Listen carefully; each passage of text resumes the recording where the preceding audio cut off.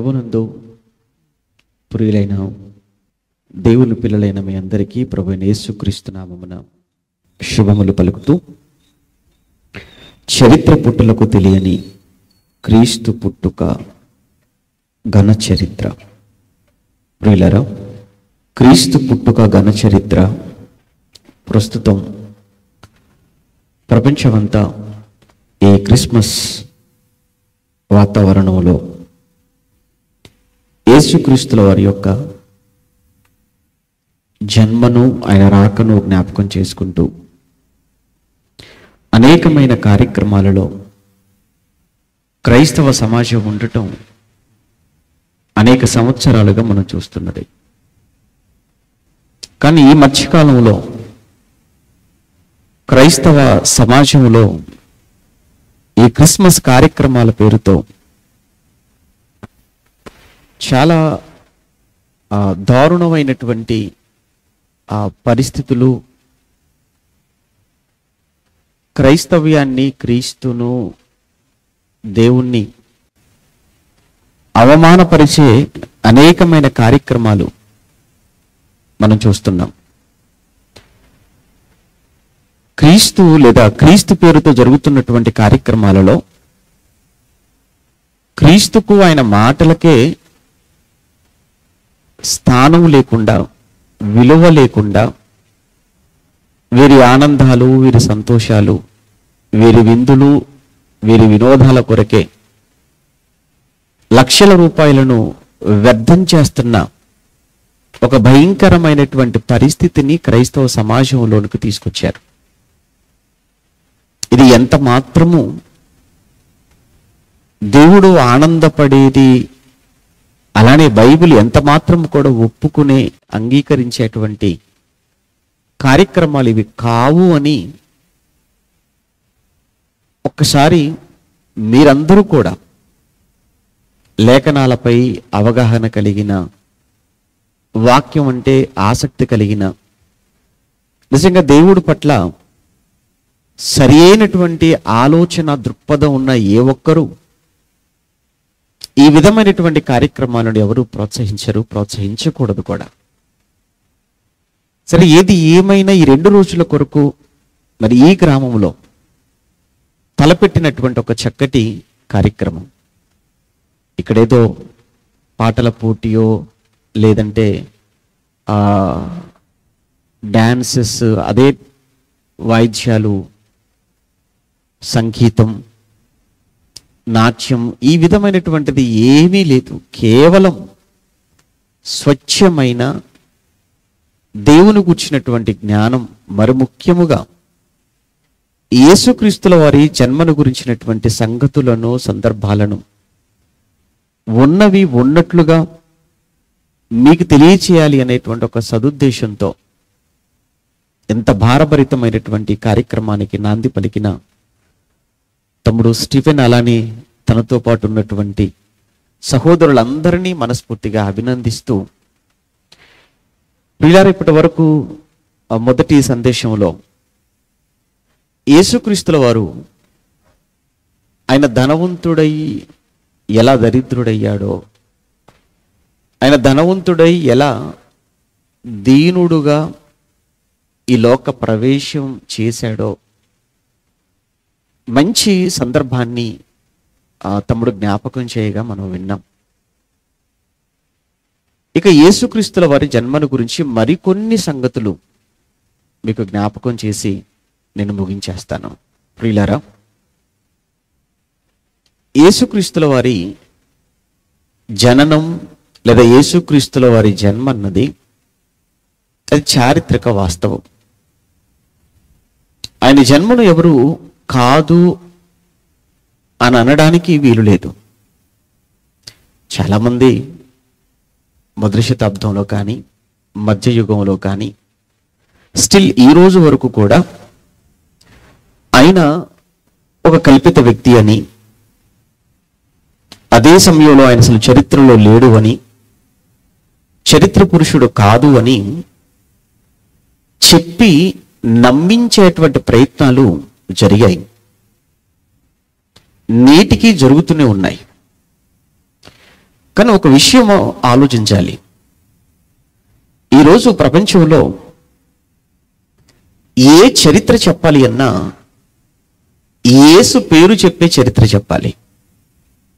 Even వారు ఏ మతానికి సంబంధించిన వారైనా ఆ మతానికి సంబంధించినటువంటి చరిత్ర గురించి వారు మాట్లాడుతున్నప్పుడు తప్పనిసరి క్రీస్తుకు ముందు లేదా క్రీస్తు పూర్వం, క్రీస్తు శకం ఏ మతస్థులైనా వారి వారి మతాలకు సంబంధించినటువంటి చరిత్రను చెప్పాలి అని అన్నప్పుడు, వ్రాయాలి అని అన్నప్పుడు తప్పనిసరిగా ఆ యేసుక్రీస్తుల వారి పేరుతోనే వ్రాయక మాట్లాడక తప్పని పరిస్థితి.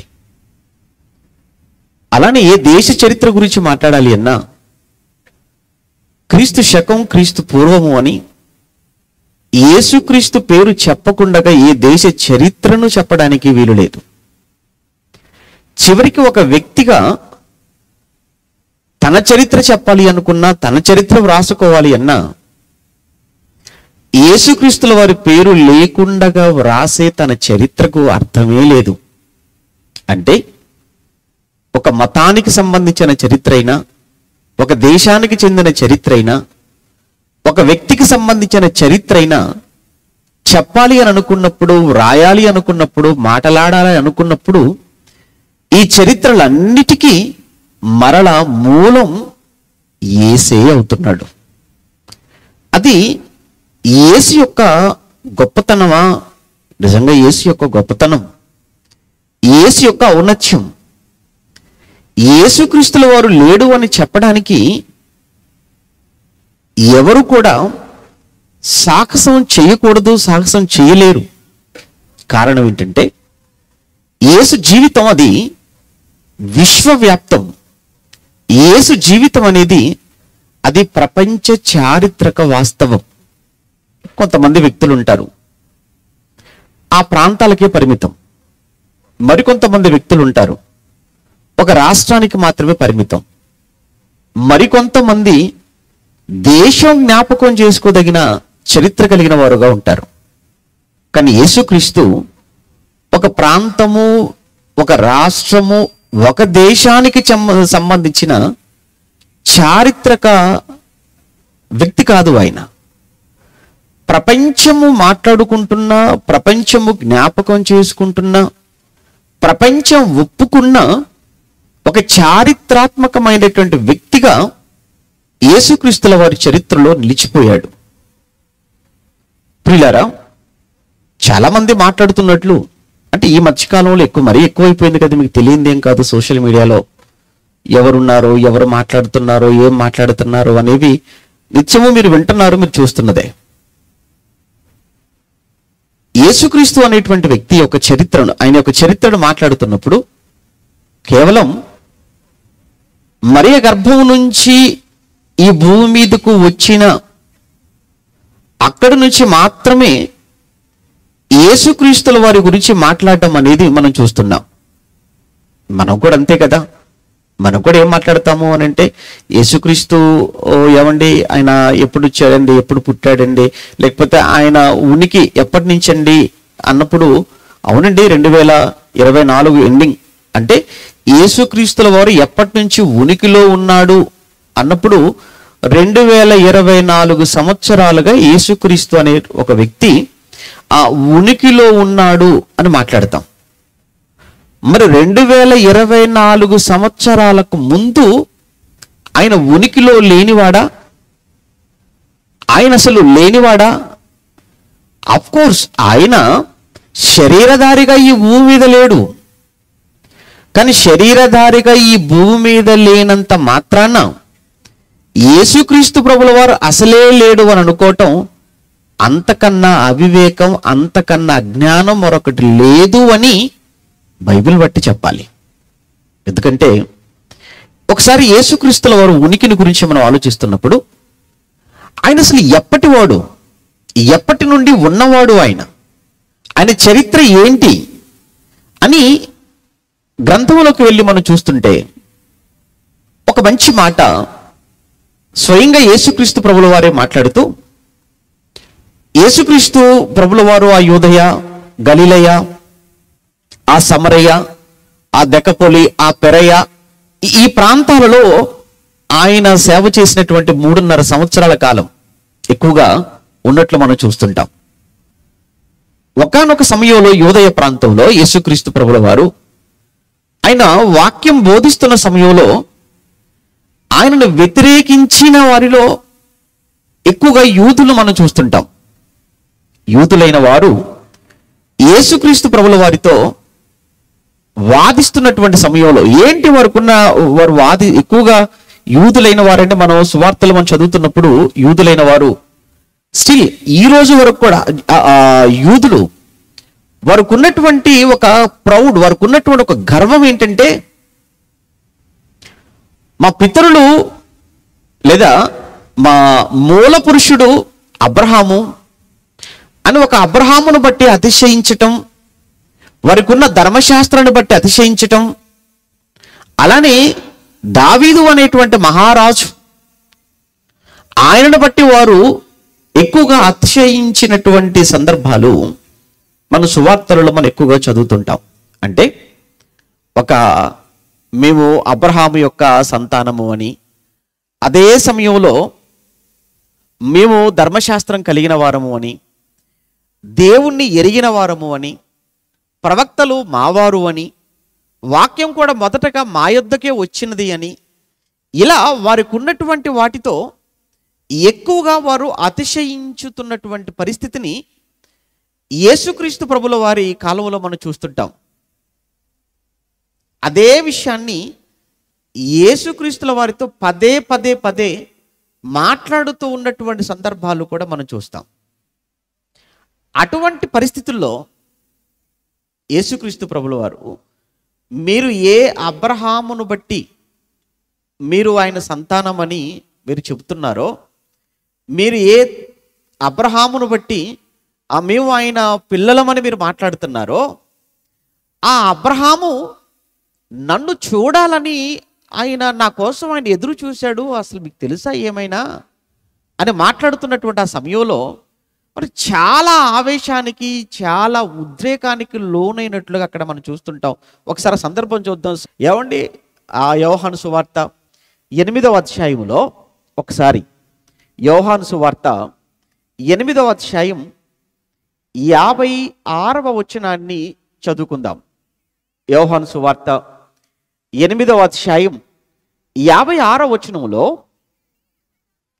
మీ తండ్రి అయిన అబ్రహాము, మీరు మాట్లాడితే మా తండ్రి అబ్రహాము, మా తండ్రి అబ్రహాము, మా తండ్రి అబ్రహాము అని మీరు మాట్లాడుతున్నారే, అబ్రహామును బట్టి అతిశయపడుతున్నారే, అబ్రహామును బట్టి మీరు బాగా గర్విస్తున్నారే, మీరు ఏ అబ్రహామును బట్టి అతిశయపడుతున్నారో, ఏ అబ్రహామును బట్టి మీరు గర్విస్తున్నారో, ఎవరి సంతానం అని మీరు చెప్పుకుంటున్నారో, మీ తండ్రి అయిన అబ్రహాము నా దినము చూతునని ఆయన మిగుల ఆనందించెను, అది చూచి సంతోషించెను అనెను. అప్పుడు యూదులు ఏంటంటే, మరొకసారి చెప్పండి, అబ్రహాము గారు నిన్ను చూడాలని ఆయన ఎదురు చూశాడా? ఆయన నిన్ను చూశాడా? ఆయన నిన్ను చూసి ఆనందించాడా? నువ్వేం మాట్లాడుతున్నావు? నీకేమైనా తెలుసా? ఎవరు? యూదులు యేసు ప్రభుతో మాట్లాడుతున్నారు. నువ్వేం మాట్లాడుతున్నావో నీకేమైనా తెలుసా? ఎందుకు? అబ్రహాము ఎప్పటివాడు, నువ్వెప్పటివాడివి? అసలు అబ్రహాముకు నీకు ఎక్కడైనా కానీ ఏమైనా సంబంధం ఉందా? ఆయన కాలం ఏంటి, నీ కాలం ఏంటి? ఆయన బ్రతికిన కాలం ఎక్కడ, నువ్వున్న కాలం ఎక్కడయ్యా? ఏం మాట్లాడుతున్నావు నువ్వు అని యూదులైన వారంతా యేసుక్రీస్తు ప్రభుల వారు చెప్పిన స్టేట్మెంట్, ఆ మాట ఏదైతే ఉందో దానిని వారు అంగీకరించడం లేదు. అప్పుడు అంటున్నారు వాళ్ళు, అందుకు యూదులు, నీకు ఇంకను 50 సంవత్సరములైనా లేవే, నీవు అబ్రహామును చూచితివా అని ఆయనతో చెప్పగా, అప్పుడు యేసు అంటున్నాడు, అబ్రహాము పుట్టక మునుపే నేను ఉన్నానని మీతో నిశ్చయముగా చెప్పుచున్నాను. అబ్రహాము పుట్టక మునుపే నేనున్నాను. అబ్రహాము ఎప్పటి వాడండి? సుమారు ఏమంటే క్రీస్తుకు ముందు సుమారు ఒక 2000 సంవత్సరాలు. యేసు మొదటి 100 ఏళ్లలో ఉన్నవాడు. ఆయనకు ముందు సుమారు 2000 సంవత్సరాలు. అంటే యేసుక్రీస్తు చరిత్ర అనగానే అందరూ మాట్లాడుతుంది కానీ, అందరూ లెక్కించింది కానీ, కేవలం మరియమ్మ గర్భము నుండి శరీరధారిగా వచ్చి ఆ మరియమ్మ ఒడిలో, పశువులో తొట్టిలో, ఆ బెత్లెహేము, ఆ యెరూషలేము, ఆ పరిసర ప్రాంతాలలో ఆయన జీవించినటువంటి ఆ 33.5 సంవత్సరాలు ఇదే ఆయన చరిత్రగా చెప్పుకుంటున్నారు తప్ప, అంతకు మునుపు ఆయన ఉన్నాడు అని, నేను ఉన్నాను అని స్వయంగా ఆయనే మాట్లాడుతున్న ఈ మాటను మాత్రం పూర్తిగా పక్కన పెట్టారా? అంటే యేసు చెప్తున్నాడే అది అబద్ధం కాదు, యేసు మాట్లాడుతున్నాడు అది వాస్తవం. నేను అబ్రహాము పుట్టక ముందే ఉన్నాను. అది 2000, ఇదొక 2000. అంటే సుమారు 4000 సంవత్సరాల క్రితం యేసుక్రీస్తు నేను ఉన్నాను. ఇంకా ఆశ్చర్యకరమైన మాట ఏం మాట్లాడతాడో తెలుసా యేసుక్రీస్తు ప్రభుల వారు? అబ్రహామే కాదు, అసలు ప్రవక్తలైన వారందరూ, నీతిమంతులైన వారందరూ నన్ను చూడాలి అని వాళ్ళంతా నా కోసం ఎదురు చూశారు. తెలుసా ఆ విషయం మీకు? మొదటి నుండి ప్రవక్తలైన వారంతా కూడా నేను ఎప్పుడు వస్తానా, నన్ను ఎప్పుడు చూడాలా అని వారంతా నా కోసం ఎదురు చూశారు. వారు చూడలేకపోయారు, మీరు చూశారు. చూసినటువంటి మీ కన్నులు ధన్యం. అంటే యేసు అనే ఆ మహానుభావుడు, యేసు అనే చరిత్ర పురుషుడు ఆయన ఎప్పటి నుంచి ఉన్నాడు? కేవలం 2000 సంవత్సరాల క్రితం నుంచి ఆయన ఉన్నాడు అని అనుకోవటం అది కేవలం ఒక శరీరధారిగా ఈ లోకానికి వచ్చింది. కానీ అది వరకు అంతకు మునిపే నేను ఉన్నాను అని, అబ్రహాము కంటే ముందు ఉన్నాను అని యేసు చెప్పిన మాటను చూస్తుంటే, అబ్రహాము కంటే ముందున్నావా?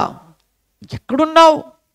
అబ్రహాము కంటే ముందంటే ఇంకెంత ముందు నుంచి ఉన్నావు అని యేసుని అడిగితే, అదే యేసుక్రీస్తు ప్రభుల వారు ఆయన ఏం మాట్లాడుతున్నారో ఒక్కసారి ఆయనే చెప్పిన మాటల్లోనే మనం చూడగలిగితే, యోహాను సువార్త 17వ అధ్యాయం. యోహాను సువార్త, ఇదే యోహాను గారు యేసు ప్రేమించినటువంటి శిష్యుడు, ఆయన రొమ్మున ఆనుకున్నవాడు. యోహాను గారు తెలియంది కాదు కదండి, 12 మందిలో ఒకడు, యాకోబు సహోదరుడు. అందరికంటే ఆఖరు అందరూ వదిలేసి వెళ్ళిపోయారు. సిలువలో యేసుక్రీస్తుల వారు ప్రాణం పోతుంది, ఆయన సిలువలో మరి కాసేపట్లో ప్రాణము విడుస్తాడు అనగా, లేదా ఆయన ప్రాణం విడిచినంత వరకు ఆయనకి దగ్గరగా ఉన్నవాడు, ఆయనతో ఉన్నవాడు యోహాను గారు. అందుకే కదండి మరియమ్మతో చెప్తాడు కదా, అమ్మా ఇదిగో నీ కుమారుడు, అమ్మా ఇదిగో నీ కుమారుడు. యోహానుతో ఇదిగో నీ తల్లి అని. ఎలాంటి పరిస్థితులు? తల మీద ముళ్ళ కిరీటంతో ఒళ్ళంతా గాయాలైపోయి, రక్తం అంతా కారిపోయి, నింగికి నేలకు మధ్య భయంకరమైనటువంటి ఆ కలువరు కొండపై సిలువలో వేలాడుతూ మండే ఎండలో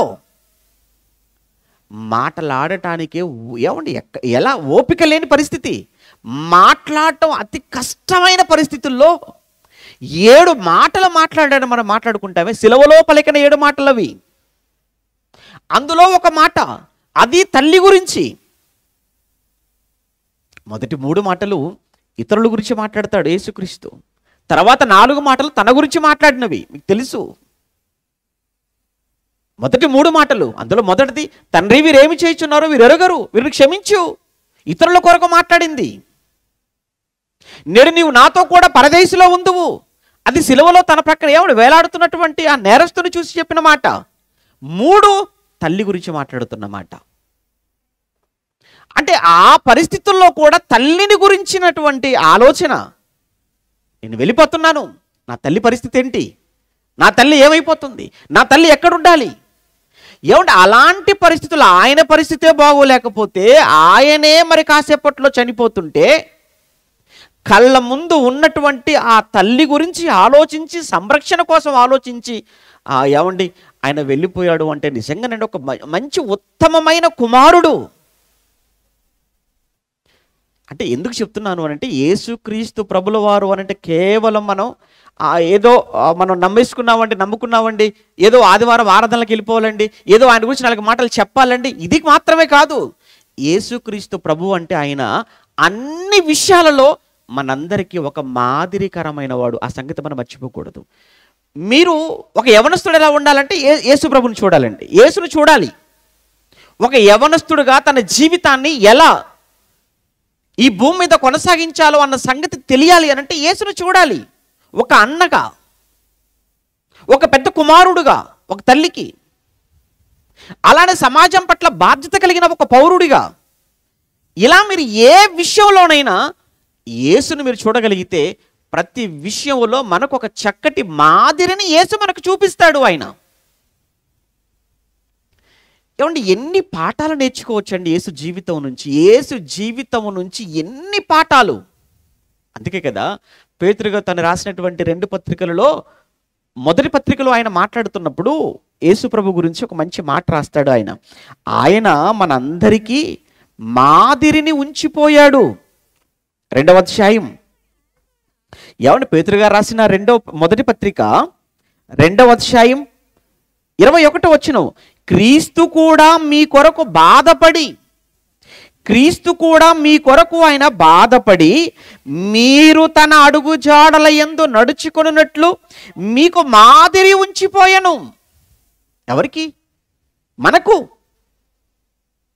ఏమండి మనకే కాదండి, మనసున్న ప్రతి ఒక్కరూ ఒక మంచి మనిషిగా బ్రతకాలి. సమాజంలో ఒక మంచి పౌరునిగా, మంచి మనిషిగా, మంచి అండి అని ఒకవేళ అడిగితే నీకు కనిపించే వ్యక్తి ఎవరు తెలుసా? యేసు.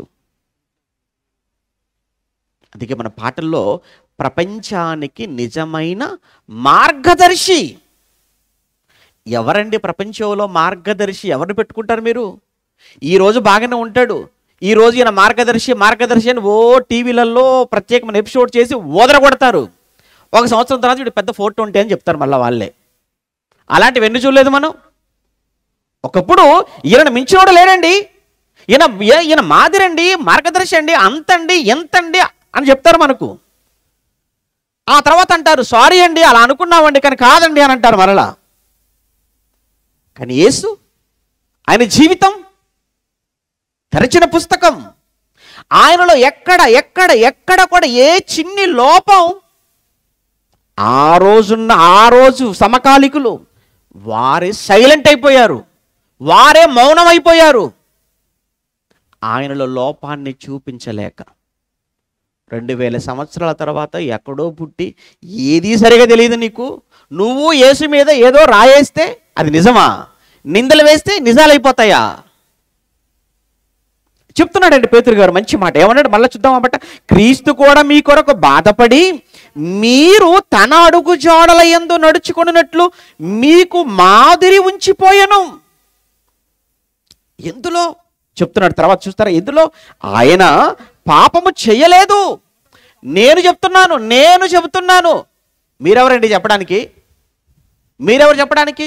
నేను పేతురునండి, పేతురు అయితే ఏంటండి అంటారా? నేను పాపం చేశాను కానీ ఆయన పాపం చేయలేదు. నేను పాపం చేశాను, ఆయన ఎవరో నేను ఎరుగను అని ముమ్మారు నేను అబద్ధం ఆడాను. ఆయనతో ఉన్నవాడని నేను 3.5 సంవత్సరాలు ఆయనతో పాటు తిరిగిన వాడను. నేను లేకుండగా ఆయన లేడు, ఆయన లేకుండగా నేను లేను. ఆయన వెళుతున్న ప్రతి చోటకి నేను వెళ్ళిన వాడను. ఆయన గురించి అంతా తెలిసిన వాడను. నేను పాపిని ఒప్పుకుంటున్నాను, నేను పాపిని, ఆయనతో తిరిగాను, నేను పాపిని. కానీ ఆయనలో మాత్రం ఏ పాపము లేదు. ఆయన ఏ పాపము చేయలేదు. ఆయన నోట ఏ కపటమును కనబడలేదు. ఆయన నోట కపటము లేదు, మోసము లేదు, కల్మషం లేదండి. కపటం అంటే మీకు తెలియదేం కాదు కదా, బాగా తెలుసు. ఎందుకంటే అందరూ అలాంటి వాళ్ళే. కపటం, కల్మషం, బయటికి అలా ఉంటాం కానీ ఒక్కొక్కరు ఎలా ఉంటుంది ఏమంటే బయటికి చాలా మెత్తగా కనబడతారు కానీ మంచిగా కనబడతారు కానీ లోపల ఎంత కుళ్ళు కల్మషం కపటం వేషధారణతో నిండుకొని ఉంటారు. నిజమండి. ఈరోజు అసలు మనుషుల్ని చూస్తుంటేనండి కొంతమందిని ఏమంటే చూస్తుంటే ఇంత అవసరమా అనిపిస్తుంటుంది. ఇంత నటన అవసరమా, ఇంత వేషధారణ అవసరమా, ఇంత కపటంతో బ్రతకడం అవసరమా, అది ఒక బ్రతుక అనిపిస్తుంది. ఎంత అయ్యా నువ్వు బ్రతుకుతావు? ఏంటండి నీ బ్రతుకు ఆయుష్కాలం ఎంతో చెప్పు? 60 ఏళ్ళు అంటావు, గట్టిగా బ్రతకగలవు 60 ఏళ్ళు ఖచ్చితంగా? 60 70? ఆయన అడిగితే ఆవిరి వంటి జీవితం అంటున్నాడు, నీడ వంటి జీవితం అంటున్నాడు, బుడగ వంటి జీవితం అంటున్నాడు, గడ్డి పువ్వు లాంటి జీవితం అంటున్నాడు. అందులో ఏమంటే ఈ పోస్ట్ కరోనా చూడండి, కరోనా తర్వాత టపటప రాలిపోతున్నారు గుడ్డపోట్లు. ఏంటో అర్థం అవ్వట్లేదు. ఒకప్పుడు 60-70 ఏళ్ళు దాటితే గుండెపోటు, ఇప్పుడు 6 ఏళ్ల పిల్లలకు కూడా గుండెపోటు, 6 సంవత్సరాల పిల్లలకు గుండెపోట్లు ఏంటండి? ఇవన్నీ నువ్వు చూస్తున్నావే, వింటున్నావే, అయినా ఎందుకు ఆ కపటంతో బ్రతకటం? ఎందుకు ఆ వేషధారణ? ఎందుకు ఆ మోసం? యథార్థంగా ఉండలేమా? యథార్థంగా జీవించలేమా? కపటం అంటే ఎలా ఉంటుందో చెప్పమంటారండి? కపటం అంటే ఎలా ఉంటుందో మీకు తెలియాలంటే యేసుక్రీస్తు పుట్టుకలో ఒక పెద్ద కపటం ఏమండి కపటమైన వేషధారి ఏమండి కల్మషంతో ఒక వ్యక్తి కనబడతాడు. ఎవడో అది హేరోదు రాజు. ఎంత ఏమండి యేసుప్రభు ఏమంటే ఆ జ్ఞానులు వచ్చేసారు. ఎవరు? తూర్పు దేశం నుంచి జ్ఞానులు వస్తారు. ఆ తూర్పు దేశం నుంచి జ్ఞానులు వచ్చేసి ఏమంటారు వాళ్ళు? ఏమంటే మత్తయి సువార్త ఒకసారి చూద్దాం. మత్తయి సువార్త ఎక్కడికి వెళ్ళట్లేదు, మన క్రీస్తు పుట్టుక దగ్గరనే ఉన్నాం, కంగారు పడకండి. ఏమంటే మత్తయి సువార్త 2వ అధ్యాయం, మత్తయి రాసిన సువార్త 2వ అధ్యాయములో మొదటి వచనం నుంచి మనం చదువుతున్నప్పుడు, రాజైన హేరోదు దినముల యందు యూదయ దేశపు బెత్లెహేములో యేసు పుట్టిన పిమ్మట ఇదిగో తూర్పు దేశపు జ్ఞానులు యెరూషలేమునకు వచ్చి, సరిగ్గా ఎవరిని అడగకూడదు వాళ్ళని అడుగుతున్నాడు. ఆ రాజు దగ్గరికి వెళ్ళి, యూదుల రాజుగా పుట్టినవాడు ఎక్కడున్నాడు? తూర్పు దిక్కున మేము ఆ నక్షత్రమును చూచి ఆయనను పూజించవచ్చితిమి. ఏమండి వీళ్ళు ఒరిజినల్ జెన్యూన్ అండి, వీళ్ళు మంచివాళ్ళు. ఎందుకంటే ఎక్కడో తూర్పు దిక్కున ఒక నక్షత్రం, ఆ నక్షత్రాన్ని చూడగానే అర్థమైపోయింది ఒక మహానుభావుడు, మహనీయుడు, ఒక రాజు పుట్టాడు. రాజు పుట్టాడు అనంటే ఖచ్చితంగా రాజగృహంలోనే పుట్టుంటాడు కదా అని అనుకున్నారు. సరిగ్గా రాజగృహానికి వచ్చారు. రాజగృహానికి వచ్చి రాజు ముందు నిలబడి, రాజా యూదుల రాజుగా పుట్టాడట. మీకేం తెలుసు? నక్షత్రాన్ని చూసాం, ఎక్కడున్నాడు? మేము ఆయన ఒక దర్శనం చేసుకొని ఆయన మేము పూజ చేసుకొని వెళ్ళిపోదామని వచ్చాము అన్నాడు. అనగానే ఒక్కసారిగా గజగజ వణికిపోయాడు. వణికిపోవడానికి అక్కడ రాయబడిన మాట ఏంటంటే, హేరోదు రాజు ఈ సంగతి విన్నప్పుడు అతడును అతనితో కూడా యెరూషలేము వారందరూ కలవరపడ్డారు. కలవరం ఎందుకండి? కలవరం యేసుక్రీస్తు పుట్టాడు అంటే నీకెందుకు కలవరం? ఆ రోజు యేసుక్రీస్తు పుట్టాడంటే ఏ రోజు కలవరపడ్డాడు. ఈరోజు యేసు గురించి చెబుతామంటే కొంతమంది కలవరపడతారు. కరపత్రిక ఇస్తే కలవరం, బైబిల్ పంచితే మరీ కలవరం, సభలు పెడితే మరీ కలవరం, సువార్తకి వెళ్ళిపోతే అమ్మమ్మ మీరు రానే రావద్దు వెళ్ళిపోండి. ఎందుకండి ఇంత కలవరం? అవును మరి, యేసు పుట్టాడంటేనే కలవరపడితే యేసు ఈ లోకంలో పుట్టటం కాదు, 33.5 సంవత్సరాలు బతికాడు, మరణించాడు, సమాధి చేయబడ్డాడు, తిరిగి లేచాడు, పరలోకానికి ఆరోహణమై వెళ్ళాడు, ఆయన తిరిగి రాబోతున్నాడు అన్న ఈ వార్త చెబితే కలవరపడక ఆనందపడతారా? ఎందుకు? ఏ రోజు సంతానం, ఏ రోజు అంశ, అందరూ కాదు, కలవరపడిన వాళ్ళు ఉన్నారు, ఆనందభరితులైన వారు కూడా ఉన్నారు. యేసు జనన వార్త విని కలవరపడ్డవారు ఉన్నారు, యేసు జనన వార్త విని సంతోషపడిన వారు కూడా అదే అధ్యాయంలో మనకు కనబడతారు. ఇక్కడ ఇతను కలవరపడ్డాడు. ఏ రోజు కలవరపడటానికి కారణం ఉంది. ఏంటా కారణం? ఎక్కడన్నా అధికార పీఠం ఇది కదిలిపోతుందో, నా సింహాసనం ఎక్కడా చేజారిపోతుందో అని తన సింహాసనము కొరకు, తన అధికారము కొరకు ఆలోచించి వాడు ఒక కపటముతో మాట్లాడుతున్నాడు. ఏం మాట్లాడుతున్నాడు కపటంతో? 8వ వచనం, ఏమంటే 8-9 వచనాలు మనం చదువుతున్నప్పుడు 8-9 వచనాలలో మీరు వెళ్ళండి, అవునా, మీరు వెళ్ళి చూడండి, మీరు వెళ్ళి ఆ శిశువు విషయమై జాగ్రత్తగా విచారించి తెలుసుకొనగానే నేనును వచ్చి ఆయనను పూజించినట్లు. అబ్బా, నీకు అంతుందా? మరి వెళ్ళొచ్చు కదా వారితో పాటే, వెళ్ళొచ్చు కదా హేరోదు గారు వారితో పాటే. ఎందుకు వెళ్ళలేదు? నటన, అది కపటం. ఏమంటున్నాడు? మీరు వెళ్ళి ఆ శిశువు విషయమే జాగ్రత్తగా, పదం చూడండి, జాగ్రత్తగా విచారించి తెలుసుకొనగానే నేనును వచ్చి ఆయనను పూజించినట్లు నాకు వర్తమానము తెండని చెప్పి వారిని బెత్లెహేమునకు పంపెను. నిజంగా చెప్పండి, ఈడు పూజించడం కోసమే అడిగాడా? ఒకవేళ నిజంగానండి పుట్టాడు అన్నప్పుడు వాడిలో ఏ కల్మషం లేకపోతే ఆనందపడాలి, సంతోషపడాలి, కలవరం ఎందుకు? ఇప్పుడు యేసు పుట్టాడు, పుట్టిన తర్వాత ఈ వర్తమానాన్ని దూతలు దగ్గరగా ఉన్న గొల్లలకు చెప్పారు. గొల్లలు కలవరపడ్డారా? గొల్లలు కలవరపడ్డారా? వాళ్ళు సంతోషపడ్డారు, వాళ్ళు ఆనందపడ్డారు. మరి నీకెందుకు కలవరం? ఈరోజు ఎందుకు? పత్రికలు ఇచ్చినా, బైబిల్ చెప్పాను కదా, పత్రికలు ఇచ్చినా, బైబిల్ పంచినా, సభల అన్నా, యేసు మాట వింటేనే గజగజ వణుకు. ఎందుకు కలవరం, అసూయ, మత్సరం?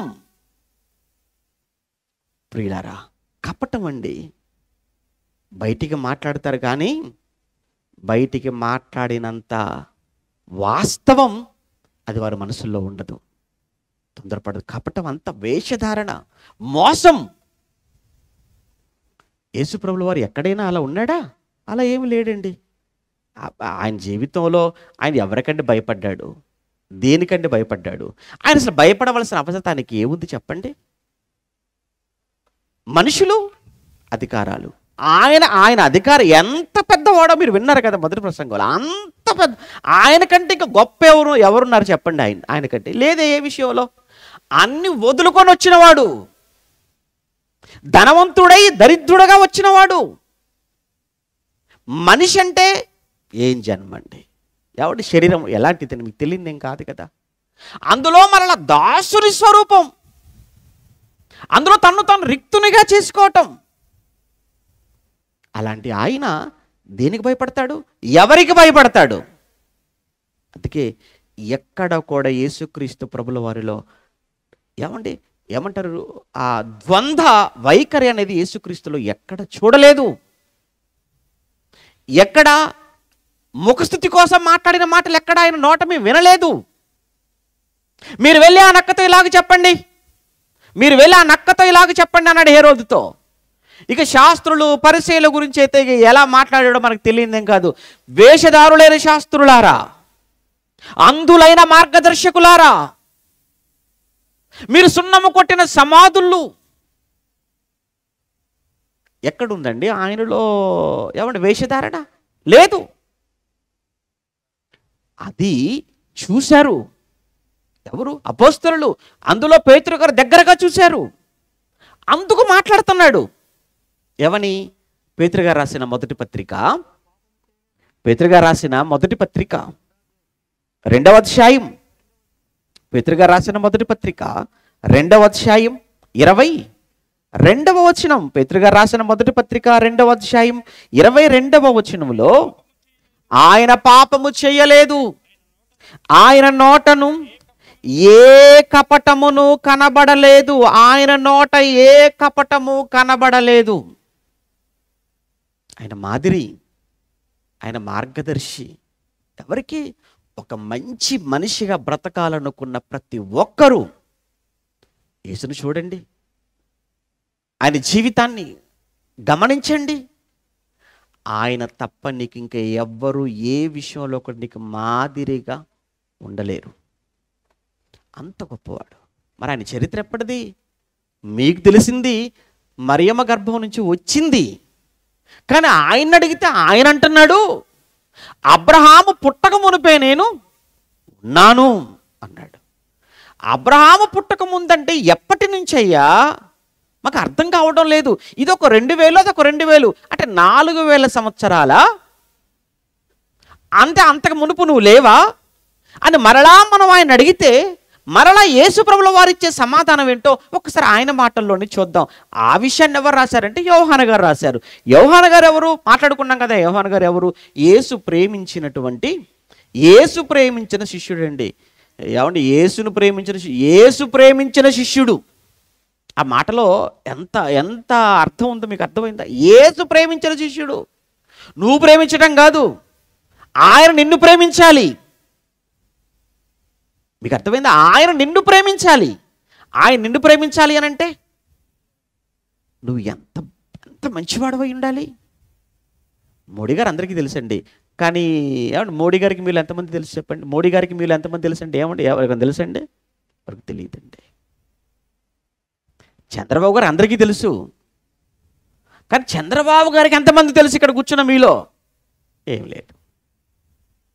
అలానే ఎలా ఉంటుందంటే, నేను దేవుని ప్రేమిస్తున్నానండి, దేవుని ప్రేమిస్తాను. నువ్వు చెప్పటం కాదు, ఆయన చెప్పాలి నీ గురించి. లేదనుకోండి ఇది వన్ సైడ్ లవ్ అయిపోద్ది. అది సక్సెస్ అవ్వదు. అది అటువైపు నుంచి కూడా ఉండాలి. ఆయన నిన్ను ప్రేమించాలి. మరి యోహాను గారిని యేసు తాను ప్రేమించిన శిష్యుడు అన్నాడు అని అంటే ఎంత దగ్గర అయ్యాడో యేసు ప్రభుల వారికి మీకు అర్థం కావాలి. ఏమండి, ఊరకనే ప్రేమిస్తాడండి దేవుడు? ఊరకనే ప్రేమిస్తాడండి? ఏమండి, మనుషులను అది పెద్ద విషయమే కాదండి. మనుషులను ప్రేమించటం. ఏమన్నా ఒక అమ్మాయి అంటుంది, లేండి, ఏం చూసి ప్రేమించావు అంటే, నాకు పువ్వు ఇచ్చాడు అందుకే ప్రేమించాను. ఇటు పువ్వుకే ఏంటి, పువ్వు ఇస్తే ప్రేమించేస్తావా? ఏమి ఇచ్చాడని ప్రేమించావు అంటే, ఒక డైరీ మిల్కా? ఏంటి, ఒక డైరీ మిల్క్కో, ఏమండి, ఒక ఫ్లవర్కో, లేకపోతే ఒక బైక్ మీద తీసుకెళ్ళినందుకో, ఒక సినిమాకి తీసుకెళ్ళినందుకో, రెస్టారెంట్కి తీసుకెళ్ళినందుకో, ఒక ఐస్ క్రీమ్ కొనిచ్చిన ఇందుకేనా? ఎంత బలహీనురాలువా నువ్వు? మరి దేవుడు రెండు ప్రేమించాలి అని అంటే దశమాగితే సరిపోద్దా? నువ్వు గుడికి వస్తే సరిపోతుందా వారం వారం? నువ్వు ఏమిచ్చినా నువ్వు మనుషుల్ని చాలా సులువుగా లొంగ తీసుకోవచ్చేమో, మనుషుల్ని చాలా సులువుగా నువ్వు లోపరుచుకోవచ్చేమో, కానీ ఆయనను వశపరుచుకోవటం అనేది అంత ఈజీ కాదండి. అలాంటిది యోహాను గారు యేసును చాలా దగ్గర చేసుకున్నాడు. యేసును, అంటే అంతగా ఆకర్షించుకున్నాడు. వాస్తవానికి యోహాను గారు ప్రారంభంలో చూస్తుంటానంటే చాలా రఫ్ అండి ఆయన కానీ యాకోబు గారు. అందుకే యేసు ప్రభు దగ్గర రాగానే వాళ్ళిద్దరిని చూసా, వీళ్ళు ఉరిమడివారు అంటే అర్థం ఏంటి? వాళ్ళకి ఆవేశం ఎక్కువ. ఒకనొక సమయంలో, ప్రభా మిమ్మల్ని చేర్చుకొని అంటున్నారు, ప్రభా మీకే రూమ్ ఇవ్వంటున్నారు, ప్రభా మీకే ఇల్లు ఇవ్వనంటున్నారు, చెప్పు ఆజ్ఞాపించేవాడు అగ్ని దింపేద్దామా, కాల్చిపడేద్దామా మాట్లాడుతున్నారు యాకోబు యోహానులు. ఆ యోహాను గారే. కానీ ఆ తర్వాత నుండి నిజంగా ఏట చేంజ్ ఏంటి, ఏట మార్పు ఏంటి? ఎవరికి సాధ్యం కానిది. యేసును చాలా దగ్గర అయిపోయాడండి యేసు ప్రభువుకు. ఆయన రాశాడండి యోహాను సువార్త, 3 పత్రికలు, ప్రకటన గ్రంథం. అందుకే మీరు చూడండి, ప్రేమ దేవుడు ప్రేమ గురించి అండి. దేవుడు ప్రేమ గురించి మీరు యోహాను గారు 1వ పత్రిక, 2వ పత్రిక, 3వ పత్రిక మీరు చూడండి. ఈ 3 పత్రికలలో మీరు ఎక్కువగా ప్రేమ అన్న మాట లేకుండా పత్రికలు ఉండవు.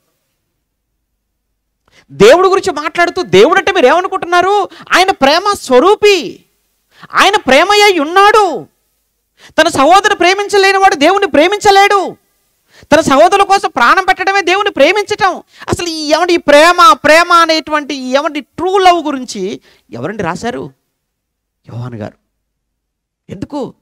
ఆయనలో ఉన్న ప్రేమ నిజమైన ప్రేమ. యేసులో ఆ ప్రేమను చూశాడు, పొందుకున్నాడు. ఆ యోహాను గారు సువార్తలో యేసు గురించి మాట్లాడుతున్నప్పుడు, రాస్తున్నప్పుడు, అయ్యా నువ్వు ఎప్పటి నుంచి ఉన్నావు? అబ్రహాము కంటే ముందన్నావు. అబ్రహాం కంటే ముందంటే ఎంత ముందు? అన్నప్పుడు యేసు ప్రభుల వారు 17వ అధ్యాయంలో మాట్లాడుతున్నాడు ఆయనే స్వయంగా. అంటే తను ఏమంటే ప్రార్థన కదండి. యేసు ప్రభుల వారు 17వ అధ్యాయం అంటే యేసు ప్రభుల వారు ఇక తను జీవితంలోనండి ఆయన చివరిగా ఏమంటే అక్కడ అప్పగించబడటానికి ముందు, ఆయన సిలువకు అప్పగించబడటానికి ముందు గెత్సెమనే వనవులో చేసే ప్రార్థనకు ముందు శిష్యులతో కలిసి చేసినటువంటి ఒక ప్రార్థన 17వ అధ్యాయం. అందులో ఆయన మాట్లాడుతూ ప్రార్థనలో 17వ అధ్యాయం 5వ వచనంలో ఒక అద్భుతమైన మాట మాట్లాడతాడు ప్రార్థనలో.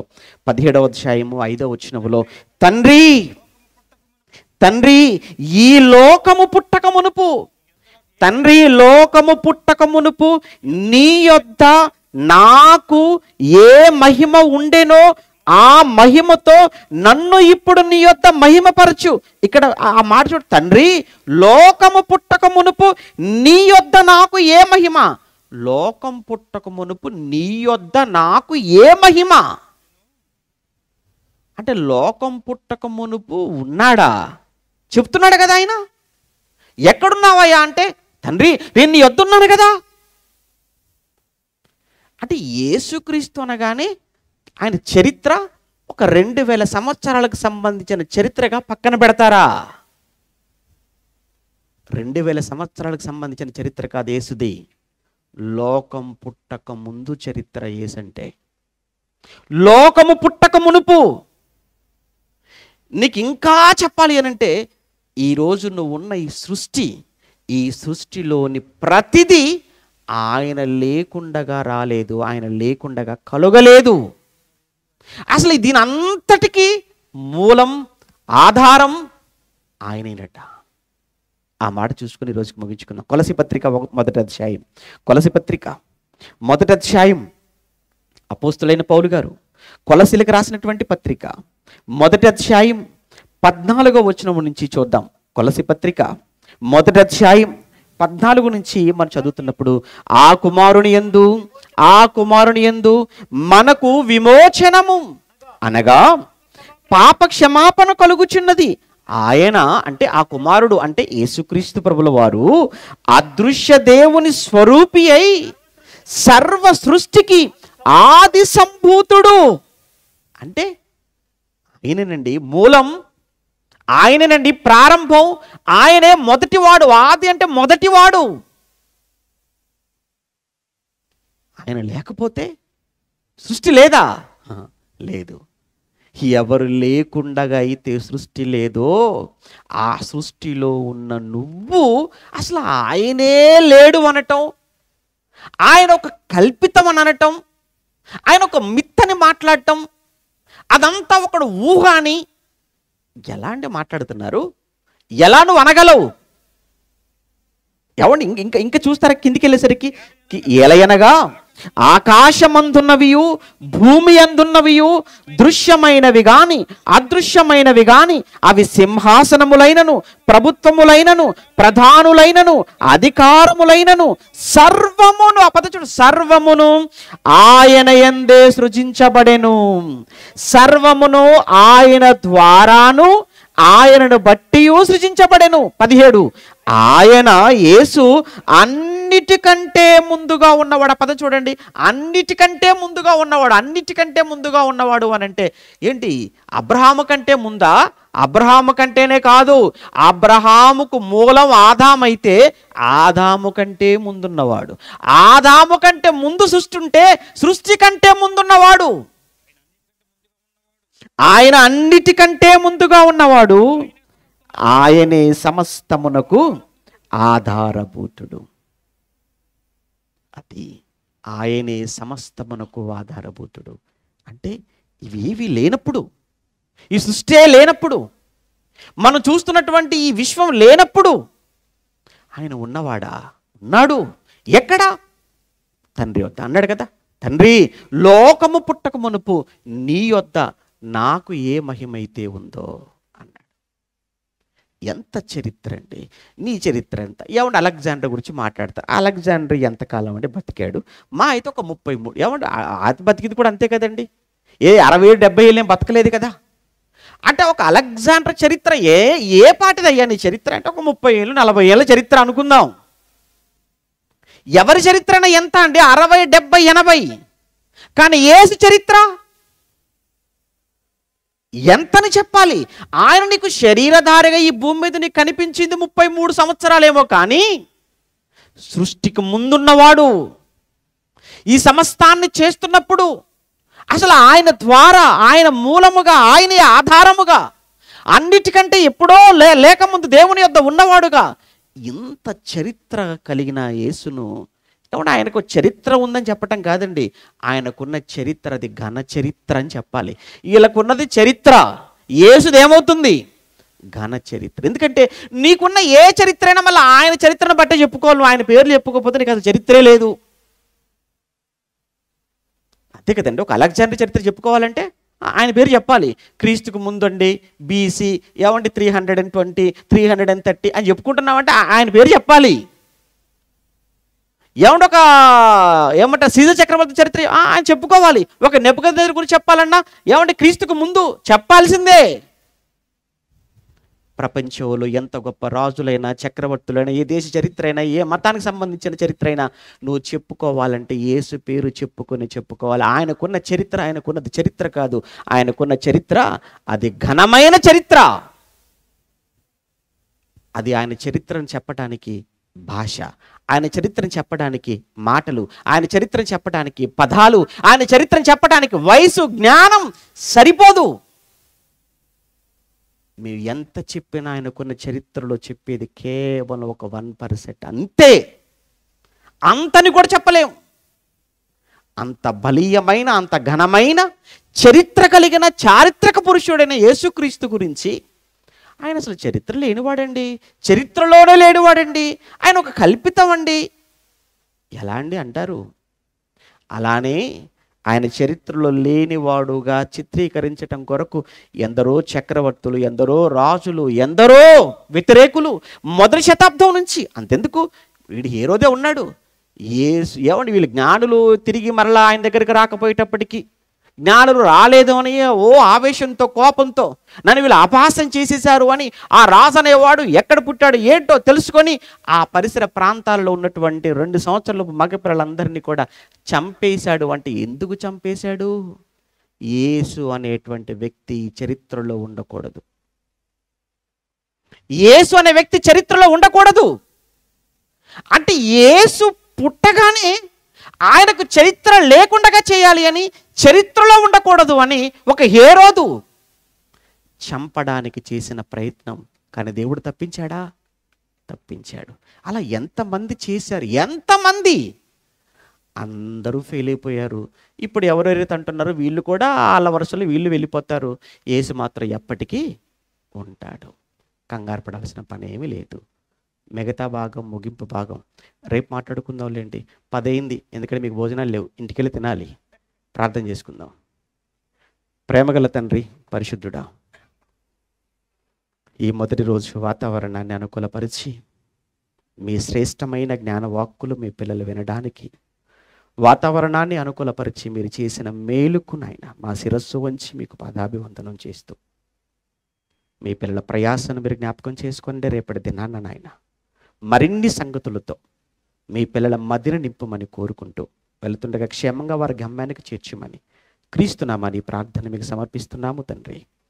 ఆమెను. మన తండ్రి అయిన దేవుని ప్రేమ, కుమారుడైన యేసుక్రీస్తుల వారి కృప, పరిశుద్ధాత్మని యొక్క అన్యోన్య సహవాసం ఇప్పుడు ఎల్లప్పుడూ సదాకాలం మనందరికీ తోడై నడిపించును గాక. ఆమేన్.